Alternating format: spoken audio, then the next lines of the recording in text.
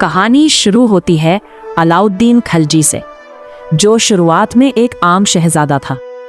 उसका असली नाम अली गुरशास्प था।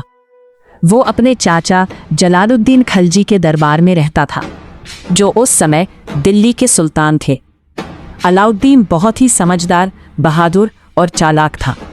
उसके दिल में सिर्फ एक ही सपना था, सुल्तान बनना।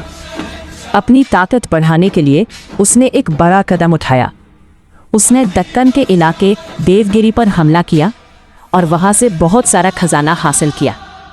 जब वो खजाना लेकर वापस आया तो उसके दिल में लालच और सत्ता पाने की इच्छा और भी बढ़ गई। आखिरकार उसने एक खतरनाक फैसला किया। उसने अपने ही चाचा सुल्तान जलालुद्दीन को धोखे से मार दिया और इस तरह 1296 में वह खुद दिल्ली का सुल्तान बन गया।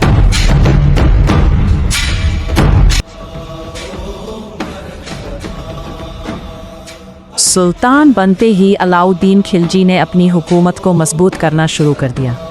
उसे डर था कि कहीं कोई उसके खिलाफ बगावत न कर दे।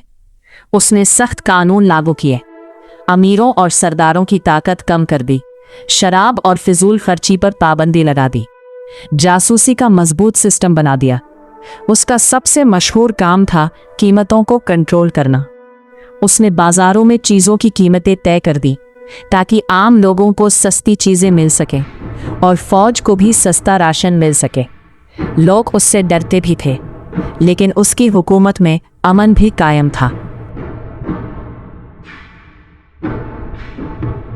अब कहानी का सबसे दिलचस्प हिस्सा आता है। अलाउद्दीन खलजी ने अपनी सेना को बहुत मजबूत बना लिया था। उसने मंगोलों के कई हमलों को नाकाम बना दिया, जो उस समय दुनिया के सबसे खतरनाक हमलावर माने जाते थे। उसका सबसे मशहूर जनरल था मलिक काफूर। मलिक काफूर ने सुल्तान के आदेश पर दक्षिण भारत में कई बड़ी फतेह हासिल की। दक्कन, मदुरई और कई अमीर रियासतें, इन फतेहों से सुल्तान का खजाना भर गया और उसकी ताकत पूरे हिंदुस्तान में फैल गई। वक्त गुजरता गया और एक वक्त ऐसा आया जब ताकतवर सुल्तान कमज़ोर होने लगा। अलाउद्दीन खिलजी बीमारी का शिकार हो गया। दरबार में साजिशें शुरू हो गईं। इसके करीबी लोग भी इसके खिलाफ होने लगे।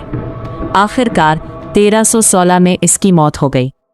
इसकी मौत के बाद इसकी सल्तनत कमज़ोर पड़ गई और कुछ ही वक्त में इसका ख़ानदान इक़्तिदार खो बैठा।